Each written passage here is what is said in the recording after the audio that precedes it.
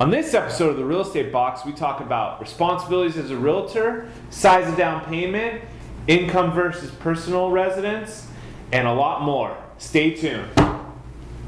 Nailed that one.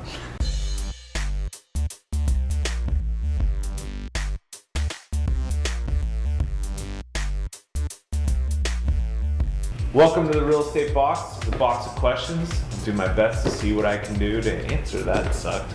Anyway, I got the Real Estate Box right here in front of me. I'm going to answer some questions. Alright. Oh boy. How much percentage is ideal to put down when buying a home? It's honestly whatever fits your budget. Again, I know this is kind of a corny answer, but the reality is whatever fits your budget. If you can afford to put as much down payment as possible and it fits what you want left over for savings and what you want to do to the property, I would, suggest a conservative route and put a larger down payment. That means your monthly payments are lower, and you'll have less debt on the property and a more comfortable living.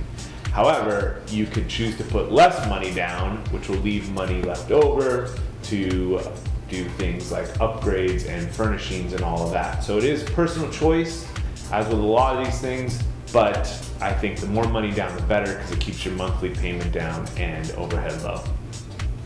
Not too bad, first one, all right. Question number 2.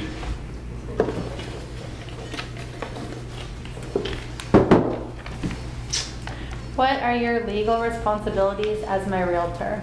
So, as a realtor, there's actually... Realtor? Yeah, well, there's actually 2 things here. There's real estate agents, and then there's realtors. And realtors are people that belong to the National Association of Realtors and the California Association of Realtors, if you're in California. Those professionals, licensed agents that belong to that association, actually follow a code of ethics and have contracts that they have to abide by, and one of which is agency disclosure and a fiduciary duty.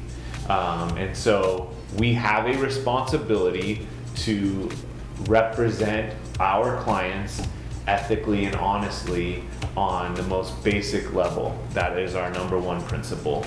So our legal responsibility is to guide our clients to the best of our ability and to direct them in an honest and fair fashion. Code of ethics, we're like doctors. They have, the, what do you call that? Hippocratic oath? We have a code of ethics, so we're right up there with doctors. Yeah, it's like doctors, realtors, lawyers. Question number 3. I want to buy a home and some income property, but I only have $350,000. My idea is to buy my house with cash and pull out my equity to purchase my income property. How could I make that work, or is this a bad idea? So that was on our Facebook page. Somebody wrote in, thank you for writing in. At first, I thought he had it backwards, but I think he's trying to say the same thing. Definitely buy the principal residence first. It's the most important. It is easier to get the loan. You can get a better rate in terms.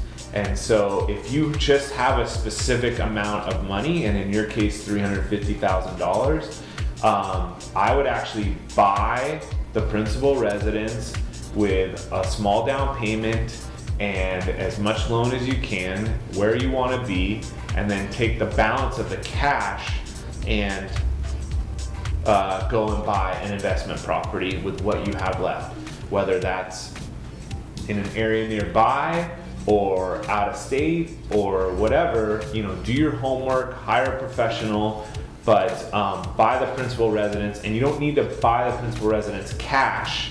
You can show that you have the cash, but get the loan upon purchase. Don't cash out refi later.